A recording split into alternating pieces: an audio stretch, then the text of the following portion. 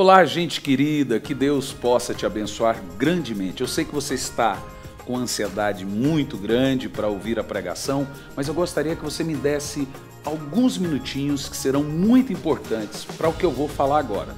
Daqui um pouco você ouve a pregação, enquanto isso eu quero pedir que você dê o like no vídeo, se inscreva no nosso canal, dá um comentário, ativa o sininho, tudo isso é muito importante para o nosso ministério. Mas eu estou aqui para falar do Instituto Sabedoria e Graça. Muita gente sabe que nós temos um curso de teologia com conteúdo de bacharel em teologia de 2 anos. Você pode até fazer por menos de 2 anos, depende do seu tempo, mas é um instituto online no sistema EAD. Você recebe um diploma na sua casa com conteúdo de bacharel em teologia. Mas dessa vez eu estou aqui para falar porque nós lançamos um curso para Ministério de Libertação.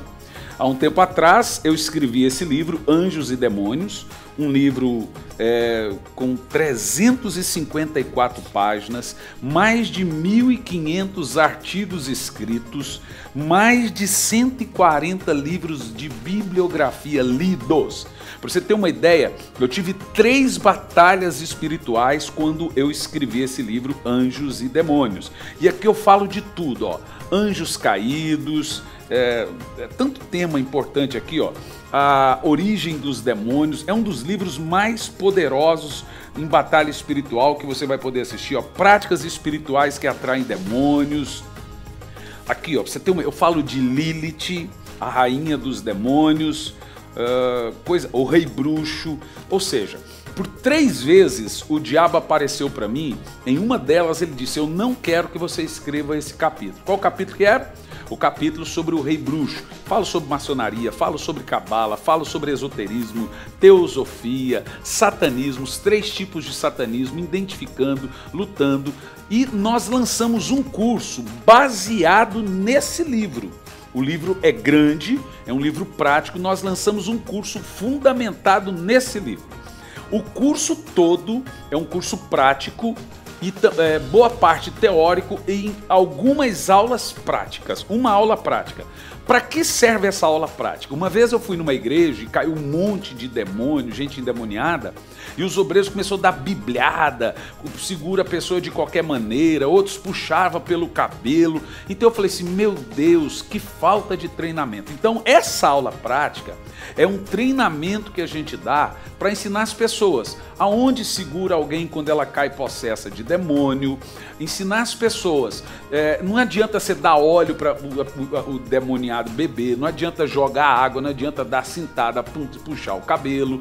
Então é uma aula prática, como segura um demônio, como identificar se uma pessoa está endemoniada ou se é coisa da cabeça dela, ou se ela realmente, ou seja, é um curso para ministérios de libertação. Nós falamos de discernimento de espírito, ensinamos como discernir se uma pessoa está possessa de demônio, ou se é coisa da cabeça dela, ou se ela está fingindo. E também a aula teórica e as aulas teóricas e a aula prática. Nós temos 2 maneiras de você adquirir esse curso, que você vai assistir pela nossa plataforma do Instituto Sabedoria e Graça, tá bom?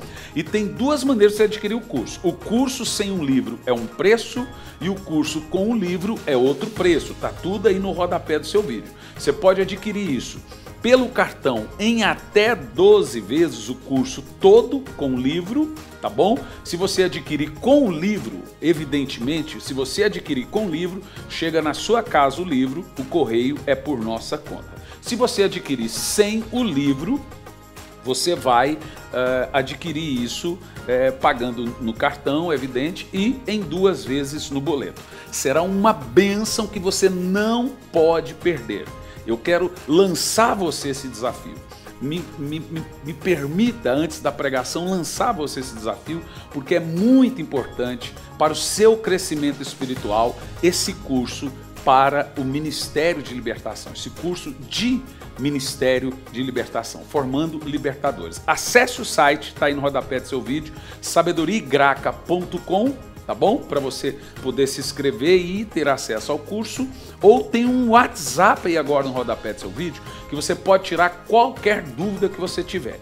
Então, não pergunte aqui no YouTube, não faça a sua pergunta aqui no comentário do YouTube.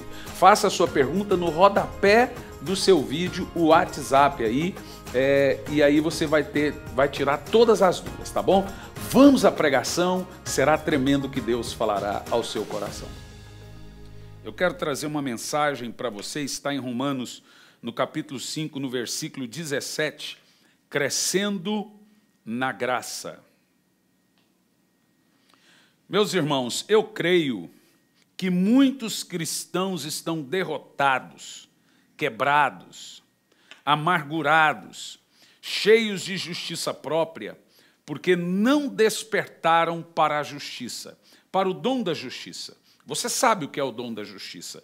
O dom de nós sermos feitos justiça de Deus. E o dom da justiça, meu irmão, é a chave para vivermos todas as coisas.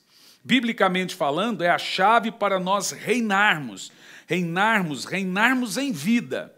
Não é reinar depois de morto. Veja Romanos, capítulo 5, verso 17. Parte B. Muito mais os que recebem a abundância da graça e o dom da justiça reinarão em vida por meio de um só, Jesus Cristo. Agora veja bem, apenas entender que você foi salvo pela graça e que você é a justiça de Deus não é suficiente. Pelo texto que nós lemos, para você reinar, para você superar suas dores e amarguras, você precisa abundar em toda a graça. Ou seja, abundar em toda a graça significa transbordar do conhecimento da graça. Abundar na graça é quando você transborda, é quando você satura a sua mente do conhecimento da graça de Deus. Quando você abunda no conhecimento da graça, você vai despertar para o dom da justiça. Ou seja, nós já aprendemos aqui na Bíblia que justiça é um dom de Deus. Tem muita gente que imagina que justiça é aquilo que alguém faz por você, é uma pessoa honesta, uma pessoa justa. Mas nós não somos justos por aquilo que fazemos, nós somos justos porque cremos em Jesus, porque Jesus é o justo. E a Bíblia Sagrada nos ensina que justiça é um dom de Deus. Mas quando você abunda em toda a graça e no dom da justiça, você percebeu? Quando você abunda na graça e no dom da justiça, você reina em vida. E quando você reina, meu irmão, o diabo não reina. O pecado, a miséria, a doença não reinam. Então é possível você passar pela vida sem reinar em vida. É possível você passar por toda a vida cristã vivendo uma mescla de algumas vitórias e a maioria de derrotas, amargurado, deprimido, angustiado.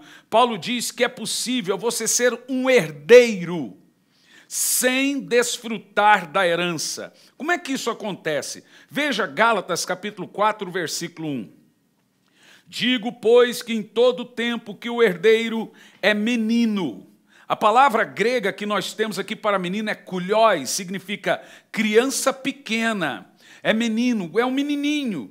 Em nada se difere do escravo, ainda que sendo dono de tudo. Paulo está dizendo que mesmo você possuindo todas as bênçãos de Deus para a sua vida, você sendo herdeiro e co-herdeiro com Cristo, você tendo posse dessas bênçãos, você pode não desfrutar. Por quê? Porque você não cresceu na graça, você não cresceu no conhecimento de Deus. Significa que, mesmo você sendo herdeiro, você não é diferente daquele que não é herdeiro. Você é dono, mas você não pode administrar a promessa, você não pode administrar a riqueza.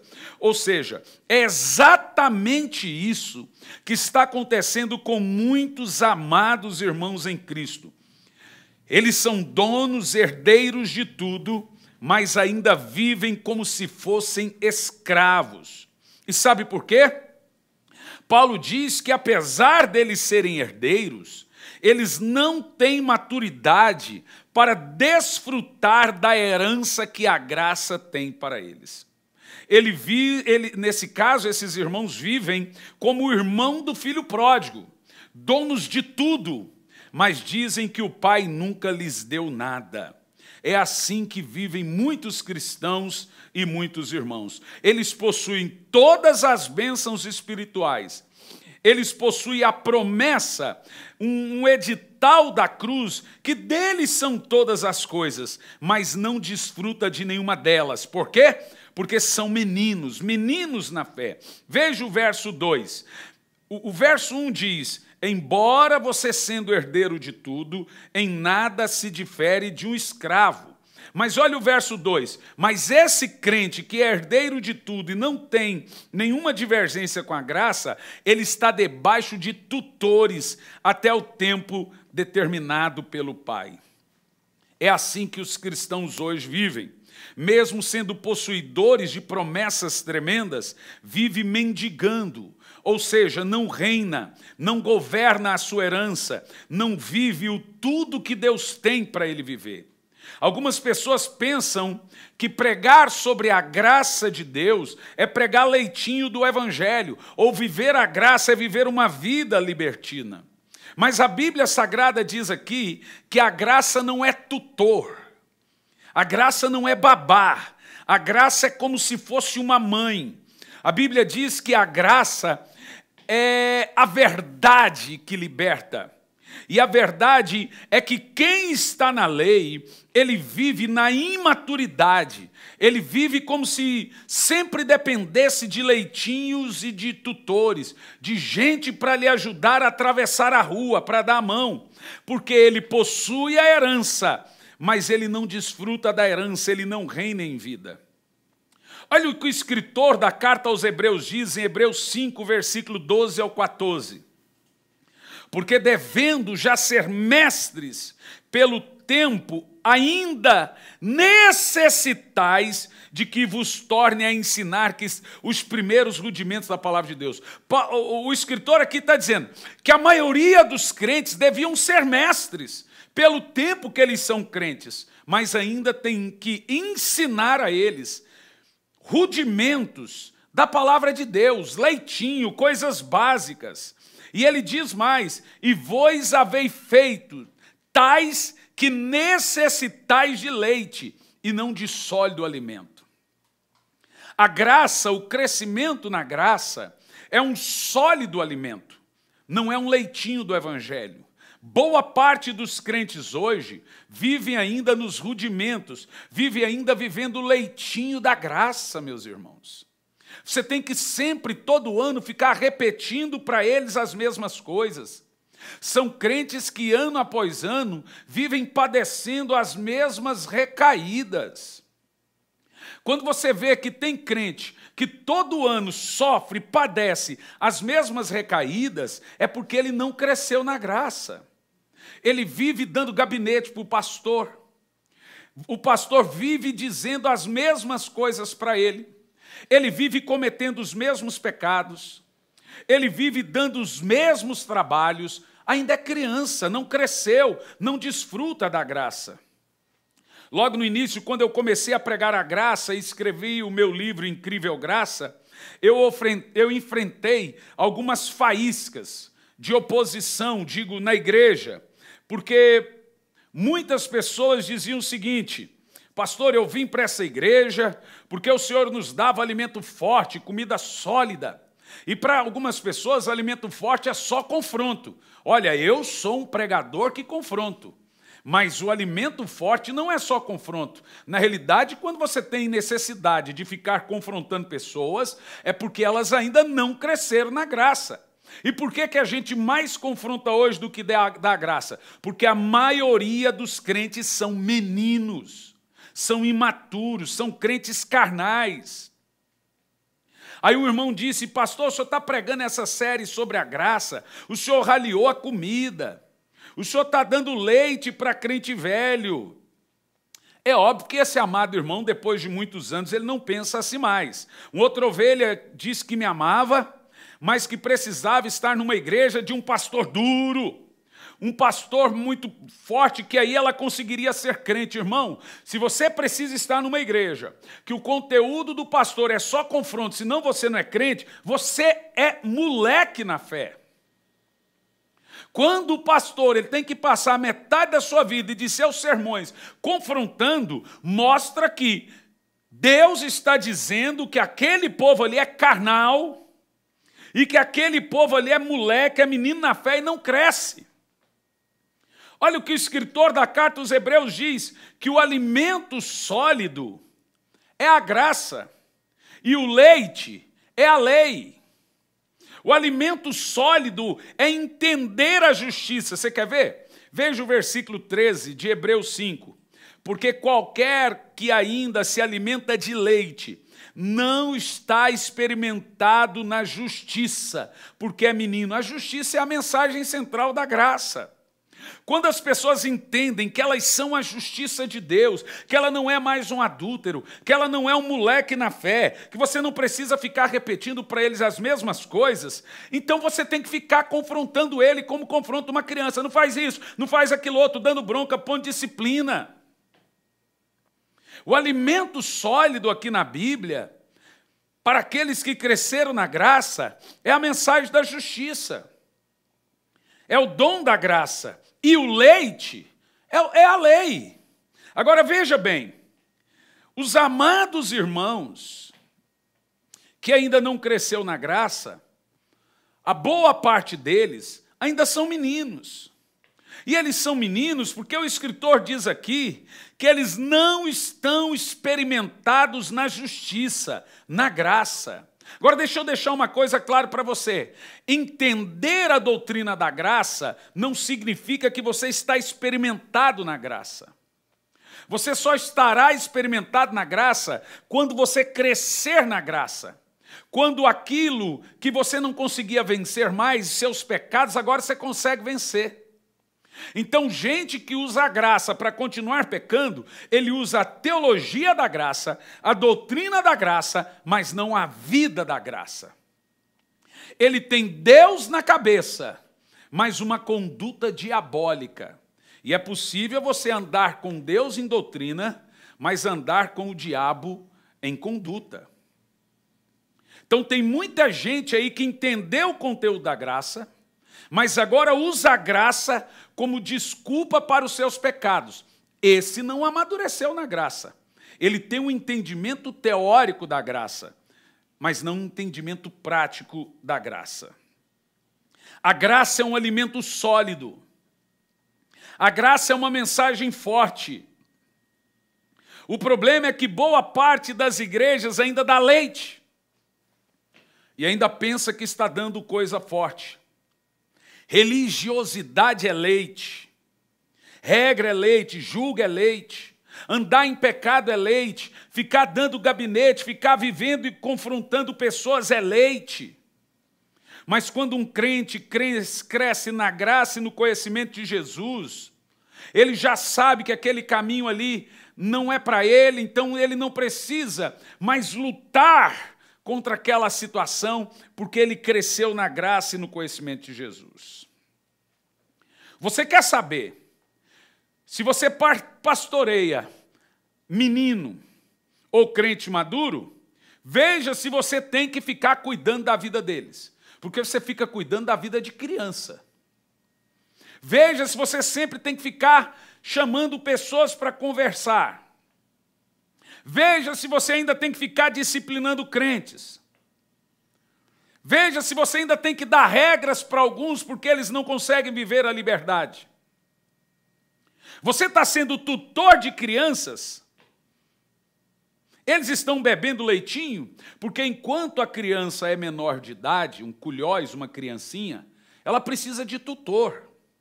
Mas a graça e a justiça são o despertar da maturidade. Liberdade, meu irmão, não é coisa para criança.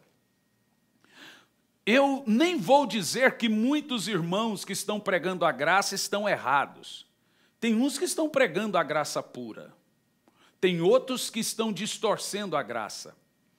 Mas tem gente ouvindo a graça que não amadureceu, não teve uma conversão genuína e agora ele está usando a graça como desculpa para pecar e transformando a graça em lascívia. Se os amados irmãos ainda são crianças, eles não podem herdar. Eles não irão herdar e não irão reinar em vida. Agora me responda com toda franqueza. O que mais vemos hoje nas igrejas? O que mais vemos hoje na igreja é muita imaturidade, falta de perdão, rancor, pecados de estimação, manias, murmurações, justiça própria. Sabe o que é justiça própria? É quando a pessoa busca a sua própria justiça e não coloca na mão de Deus. Ela mesma busca a vingança, ela mesma busca os seus interesses, sua própria justiça. Isso tudo, todos esses sinais aqui mencionados, irmãos, são prova de orfandade, que é a vida dos cristãos que ainda não entenderam a sua filiação, porque Cristo ainda não foi revelado perfeitamente a elas e elas não entenderam que elas são filhas e que são a justiça de Deus. Todos precisamos de alimento sólido. E o alimento sólido é a mensagem da graça, é a palavra da justiça. Por isso, raramente nós iremos ver um pregador pregar as cartas de Paulo. São raros os pastores e pregadores hoje que abrem a Bíblia para pregar as cartas de Paulo. Porque ele, o pregador, em primeiro lugar, precisa despertar ele mesmo para a justiça. O pregador tem que ser o primeiro a se alimentar do alimento sólido e depois ele precisa dar ao rebanho. Mas ainda existem muitos que ficam nas narrativas lindas do Velho Testamento. Maravilha, eu acho maravilhoso. Vivem nos vislumbres das sombras. Mas a Bíblia diz que o Velho Testamento, está em Hebreus 10, versículo 1, é vislumbre, é sombra, ele não reflete a realidade. Ele diz assim, ó, porque tendo a lei a sombra, um vislumbre dos bens futuros, mas não a realidade. Você percebeu, irmãos, o que muitos chamam de atos proféticos? Tem ato profético, mas tem coisa que não é profético. Tem muitos que chamam de atos proféticos, a Escritura chama de sombra, de vislumbre. Ainda nos nossos dias de hoje eu vejo igrejas trazendo judaísmo para a igreja, igrejas cristãs que voltaram a guardar o sábado, trazendo festas. Tem festas judaicas que são proféticas, mas tem festas que não são mais proféticas. Nós já temos igrejas que até já tem a figura do sumo sacerdote se vestindo como tal. Eu estava em Brasília com a minha esposa e meio que sem sono, ficamos acordados, ligamos a televisão e de repente um programa evangélico. Os camaradas estavam até fazendo sacrifício de animal dentro do templo, matando uma ovelha. Eu olhei aquilo e fiquei chocado.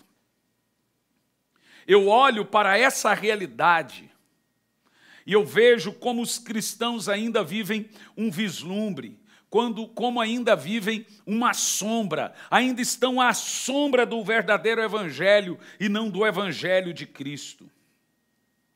Eu, irmão, não preciso mais de nenhuma sombra. Cristo já veio. Quando Cristo veio, a sua graça, Ele tirou todo o vislumbre, toda a sombra. Ele é a realidade espiritual dentro de nós. Ele hoje habita em nós através do Espírito Santo. Eu não preciso olhar para Cristo através do espelho. Eu tenho a nova aliança. Eu tenho o Espírito Santo dentro de mim e eu adoro a Deus em espírito e em verdade. Realmente percebo que há amados irmãos que não estão reinando em vida, porque não amadurecem para a graça, não crescem na graça, no conhecimento de Cristo, e agora vivem de gotas de bênção, de migalhas que caem da mesa do seu Senhor.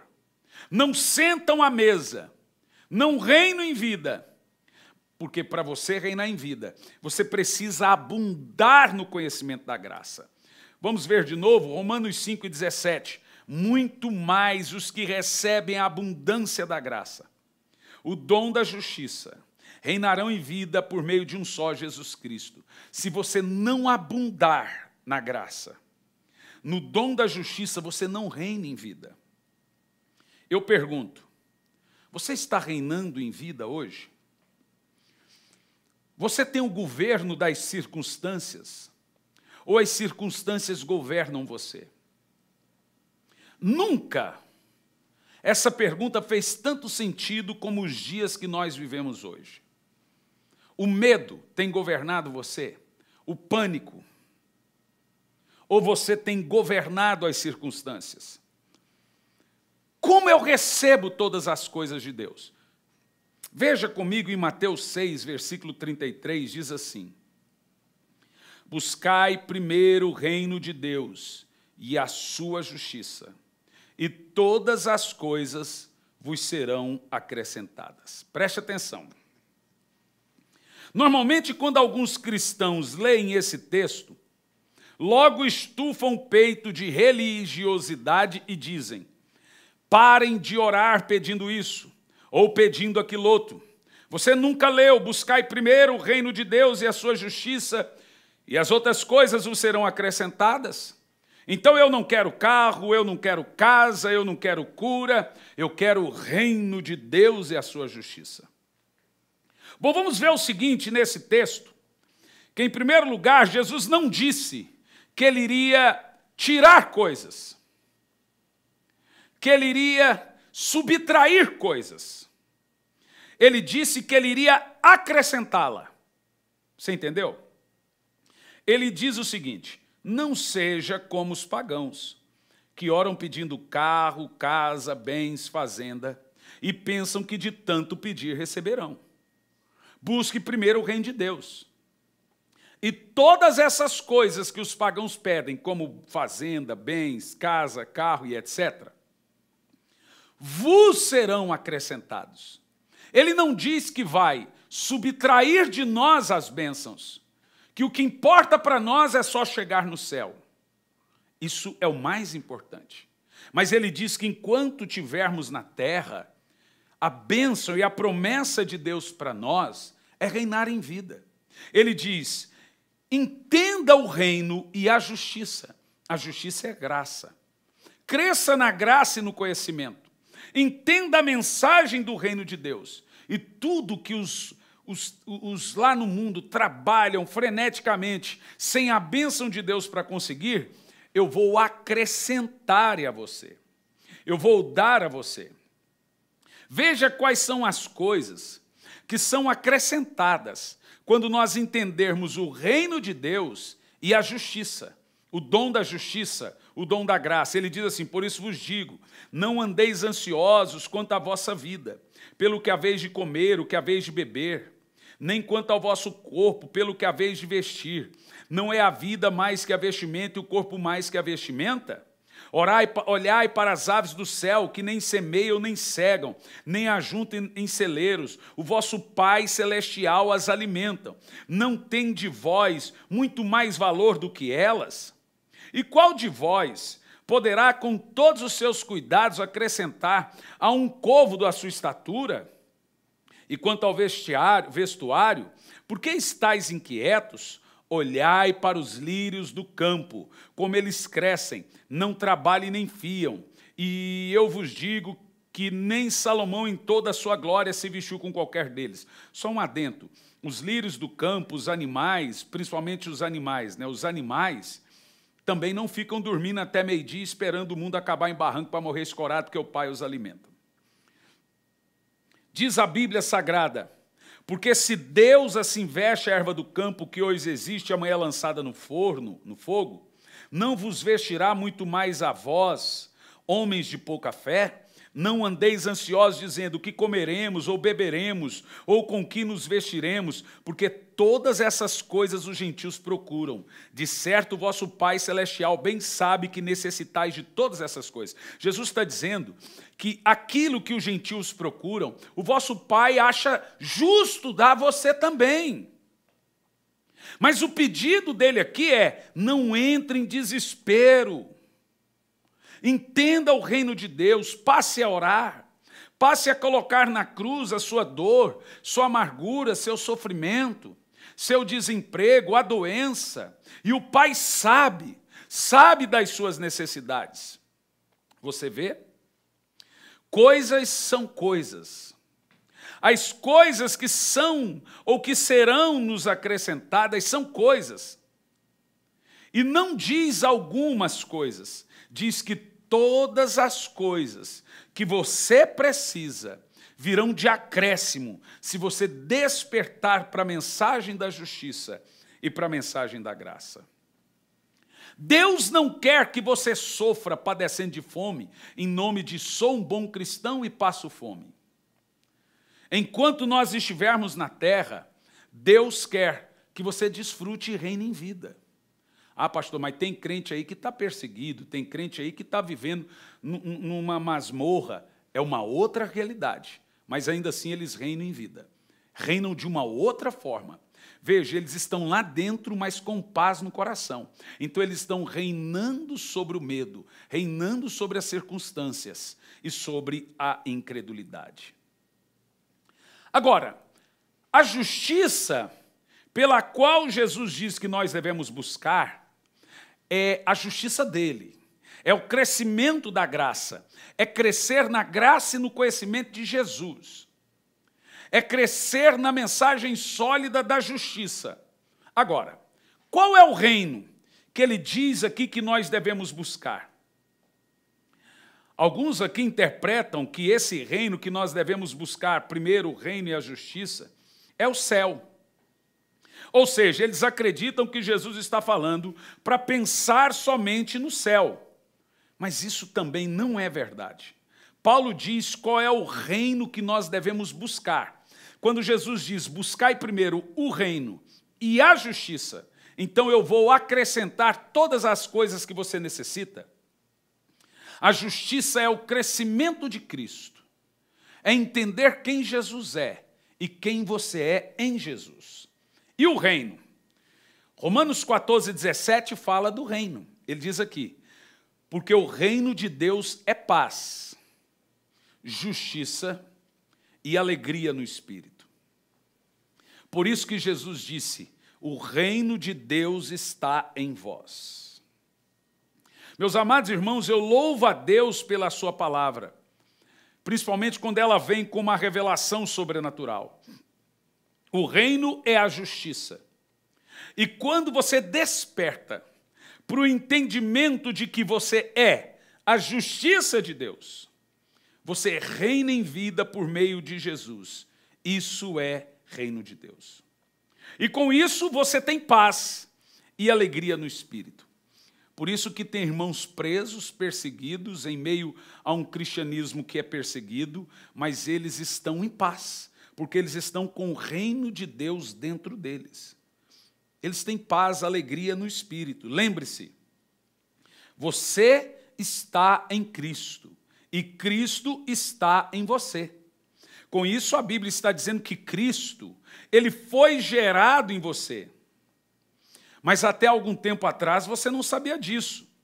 Por isso que Paulo diz em Gálatas 4:19, sinto como que dores de parto, até que Cristo seja gerado em vós. Paulo está falando do dom da justiça, do reino de Deus gerado dentro de você. E enquanto você não abundar nesse conhecimento, não abundar nessa graça, no entendimento de que é a justiça de Deus, Cristo gerado em você, você não vai reinar, você não vai ter paz, você não vai ter tranquilidade, você não vai vencer a depressão, você não vai vencer a amargura, você vai continuar comendo migalhas da mesa da bênção. Não basta saber que você é salvo pela graça. e nem saber superficialmente que você é a justiça de Deus. É preciso crescer em graça e conhecimento do Senhor Jesus. Nós precisamos abundar, irmãos, toda a graça e o dom da justiça. Aí sim, nós vamos reinar em vida em Cristo. Esse é o reino de Deus. Esse é o reino da justiça que nós devemos buscar primeiro. Jesus, quando queria falar do céu, ele falava do céu. Quando queria falar do Espírito Santo, que governa o crente, ele chamava de reino de Deus. Vou dizer de novo. Quando Jesus queria falar do céu, ele falava do céu. Mas quando ele queria falar do Espírito Santo que governa o crente, ele chamava de reino de Deus.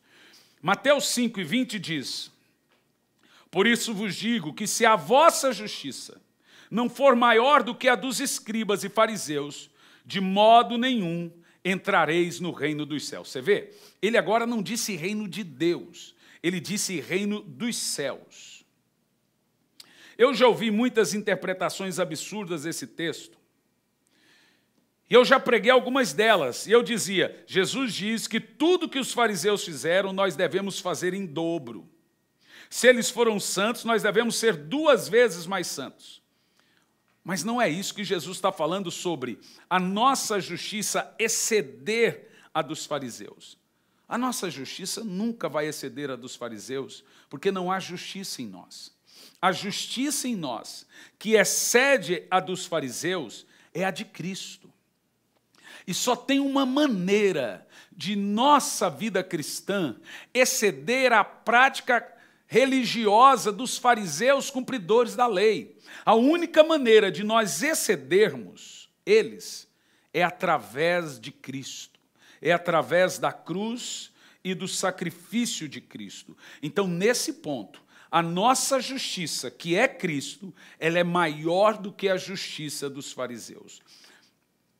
Qual é a justiça que tem que ser maior, então? 2 Coríntios 3, versos 7 e 9. Ele diz aqui, se o ministério da morte, a lei, gravado com letras em pedra, veio com uma glória, de maneira que os filhos de Israel não podiam fitar os olhos na face de Moisés, por causa da glória do seu rosto, e essa glória da lei era transitória e não permanente, como não será maior glória o ministério do Espírito, da graça? Ou seja, se a glória da lei era grande, a dos fariseus era grande, a nossa justiça, que é o Espírito Santo, é muito maior do que a justiça dos fariseus. Olha o verso 9, qual é a justiça que tem que ser maior? Ele diz aqui, porque se o mistério da lei, da condenação, da justiça dos fariseus foi glorioso, muito mais excederá, será maior em glória, o ministério da justiça. Veja que no versículo anterior, o ministério da justiça é o ministério do Espírito. E no versículo 9 ele diz que o ministério do Espírito é o ministério da justiça. Então o Espírito Santo em nós é o reino de Deus. Ou seja, o Espírito Santo em nós é o ministério maior, o ministério da justiça. Ou seja, nossa justiça, ela já excedeu a dos fariseus. E ela excedeu a justiça dos fariseus na cruz. Lá, nós nos tornamos justiça de Deus. Veja mais esse texto em 2 Coríntios 5:21. Aquele que não conheceu o pecado, Deus o fez pecado por nós, para que nele fôssemos feitos justiça de Deus. Você vê só? Então agora, quando Jesus está dizendo, busque primeiro o reino de Deus, reino dos céus é o céu, reino de Deus é o reino de Deus que está em vós, reino de Deus é a sua justiça. Jesus está dizendo, busque, antes de você pedir coisas, busque um profundo relacionamento com o Espírito Santo, busque o Espírito Santo, ele é o reino de Deus dentro de você. Busque a justiça do Espírito. a justiça de Deus dentro de você, abunde no conhecimento de Deus, de Cristo, abunde em toda a graça. E quando você busca isso, todas as coisas vos serão acrescentadas.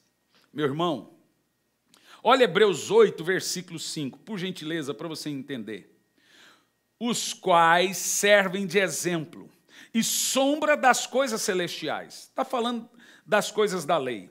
Como Moisés, divinamente avisado, estava já por acabar o tabernáculo, foi dito a ele: ora, Moisés, faze tudo conforme o modelo que no monte se mostrou. Mas agora alcançou ele. Ele quem? Jesus. Veja, Moisés era um doutor da lei, um fariseu. A justiça dele era a lei. Mas agora alcançou Jesus, o reino de Deus em nós, o mistério mais excelente, ou seja, maior justiça, quando é mediador de uma melhor aliança, a graça, que está confirmada sobre melhores promessas. Jesus está falando que a única justiça que irá exceder a dos fariseus, que será maior do que a dos fariseus, é a justiça dele em nós. Ele é a nossa justiça e nós somos a justiça de Deus em Cristo. Então, meu querido irmão, sem sombra de dúvidas, a nossa justiça já é maior e superior à dos fariseus. E claro, agora nós estamos aptos. Se você busca o reino de Deus, que está dentro de você, que é o Espírito Santo, um relacionamento com o Espírito Santo, um relacionamento com o Senhor, um relacionamento profundo, vida de oração, consagração, é buscar o reino de Deus. É claro que você vai morar no céu, mas quando você busca primeiro as coisas de Deus, você excede todas as coisas e você reina em vida. É nesse contexto que Paulo escreveu Colossenses 1:27. Quando ele diz, Cristo em vós é a esperança da glória. Ele está falando do reino de Deus